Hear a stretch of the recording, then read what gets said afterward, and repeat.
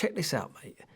This is the Xperia 1 Mark VI, and that is my finger at 4 centimeters away from a 120mm lens shooting 4K 120. Things are getting a little bit mad up in here, mate. The fact that we can now shoot macro shots at 120mm on an 85 to 170mm lens on a smartphone in 4K 120, mate, what are we doing? Filmmaking's getting a little bit crazy, mate. Oh yeah, and for good measure, I'm going to shoot all of this studio B-roll of the Xperia 1 Mark VI on an Xperia 1 Mark VI.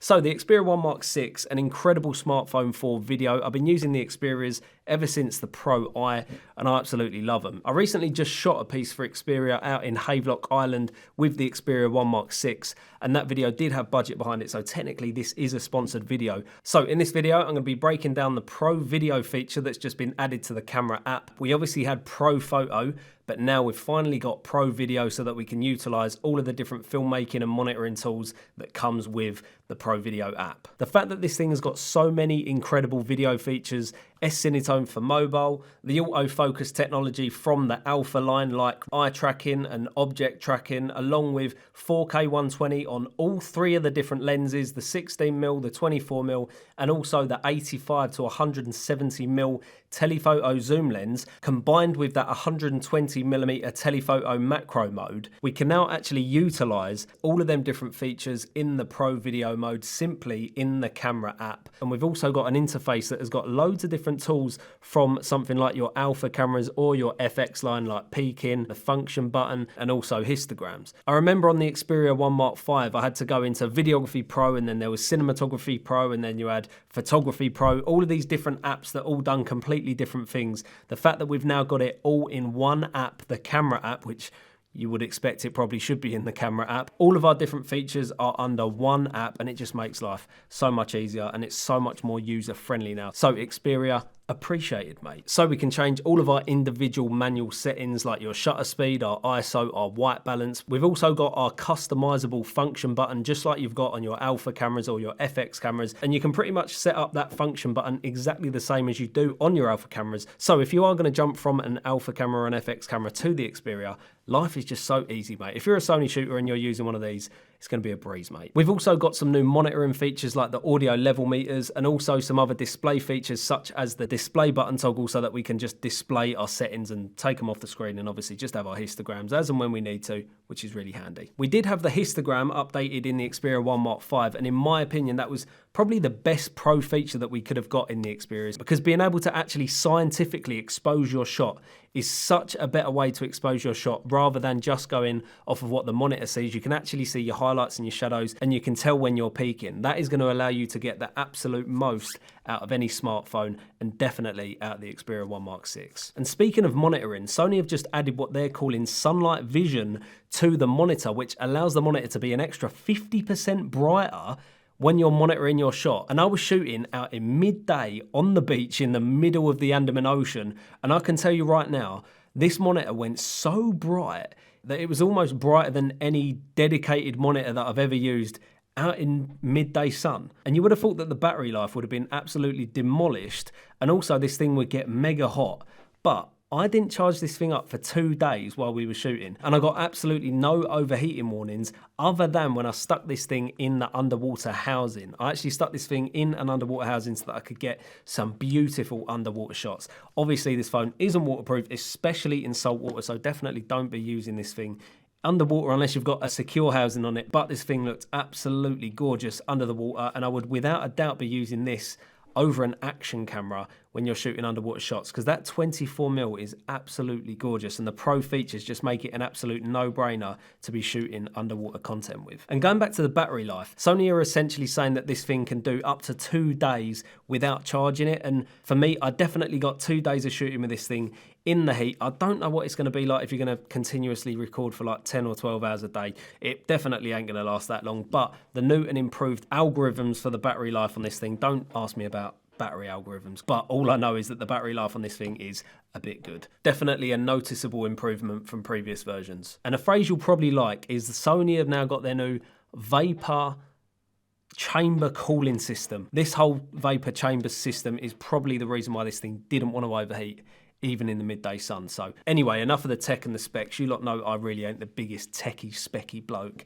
I just like to actually use cameras in real life situations just to see how good this thing is to actually use. Because at the end of the day, we're out here shooting in some really tough conditions sometimes, whether it's the weather or the clientele that you've got around you, or just the situation that you're in to try and get the right shot. And obviously I've been using the Xperias for quite a while, and without a doubt, it's the best smartphone shooting experience that I've ever had. And just like with any smartphone, you definitely want to be using ND filters. I use ND filters a good 60% of the time when I'm shooting on this phone, because as filmmakers, we obviously want to keep that 180-degree shutter rule. And in my opinion, the best way to make a smartphone look like a cinema camera, or the best chance that you've got to make your smartphone look like a cinema camera, is increasing your motion blur by adding an ND filter and reducing your shutter speed to double your frame rate. I absolutely love shooting 120 frames in the macro mode, because in my opinion, when you're shooting macro, everything's so small and the slightest movement is so quickly out of frame or out of focus. So shooting 120 frames allows you to have 5 seconds for every second that you're actually recording. So it essentially elongates the amount of footage that you've actually captured within that second. You lot already know how 120 frames work. I'm not teaching you how to suck eggs. That 85 to 170mm telephoto zoom lens blew my mind. The fact that we can shoot 170mm and have quite a close focus distance and shoot 4K 120 in a tiny little device like this visually is a little bit perplexing, because you're like, this is definitely shot with a larger camera, a big long lens, but it ain't, mate. This tiny thin thing right here shot these 170mm 4K 120 frames. And all these shots of the lizard and the insects, all of these frames were shot handheld. Usually when you've got a really tight shot, you're gonna need a gimbal and something to stabilize your footage. But I literally just shot these shots in 4K 120. Obviously 120 slows it down a bit, so it does make it a bit more smooth. But these were actually handheld. The fact that you've got this much power in your pocket, handheld at 170mm, it's a bit worrying, mate. But you're not going to get the best quality image out of that 85 to 170 in low light. I did notice that it does struggle a little bit in low light, especially compared to the 24mm. That 24mm is just gorgeous in low light situations. I could even blow out my highlights in blue hour just by like jumping up to 1200 ISO. You can actually go up to an ISO of 6400 on that 24mm, and it has got a beautiful amount of dynamic range, and that low light capability really gives it like a full frame feel. I could definitely cut this with one of my full frame cameras, and if it's graded right, I really don't think you're going to be able to tell the difference. Onto the autofocus, and ever since the Pro I, the Xperias have just been amazing at autofocus. They've been taking the autofocus technology from the Alpha line, so you'd expect it to be pretty damn good, and it is. That eye tracking and also the object tracking is just as good as the Alphas in my opinion. We have only got eye tracking and object tracking up to 30 frames, so I was using the different focus zones just like you would on an Alpha camera to get my focus points when I was using them higher frame rates. And something that I've just noticed about the Xperias over time, obviously I used the Xperia Pro I, and now we're onto the Xperia 1 Mark 6, is just how simple and how easy they are to use. And like, especially coming from a Sony camera, if you're coming from an Alpha or if you're coming from an FX camera, the image quality that you can get out of one of these is honestly mind-blowing. You've got so many of the different settings, specs and features that you'd have in an Alpha camera or an FX camera that you've now got in the Xperia, and it seems like such a seamless transition to jump between the two. And without a doubt, in certain situations, especially that 24mm, with the right light, I could definitely cut this with my FX3, my FX6. If I needed to get some underwater shots, I'd be sticking this thing in an underwater housing and using this instead of taking one of my larger Alpha cameras, sticking that in a massive expensive housing,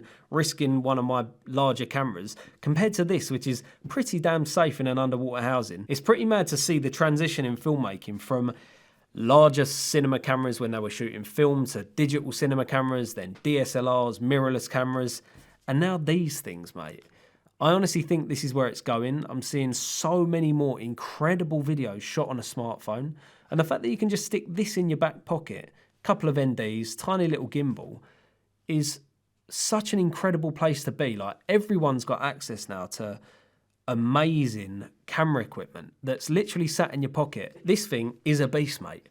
I honestly don't have anything else to say. I've absolutely loved shooting with this thing, and if you haven't gone and checked out my shot on Xperia video that I shot in Havelock, definitely go over to the Xperia channel so that you can go and check it out. I'll leave a little link in my description, and I'll also leave a link so that you can check out the Xperia 1 Mark 6 so that you can actually try it out for yourself. Because if you haven't used an Xperia before, I think you'd be mind blown when you actually use it. The amount of people that message me saying they absolutely love this thing is a bit mad. Anyway, you lot, I hope you enjoyed this overview of the Pro Video feature in the Xperia 1 Mark 6 camera app. And as always, thank you to Xperia for trusting me to actually shoot some of their shot on videos. It is always a pleasure. And for you lot, as always, I'll be catching you lot in the next one.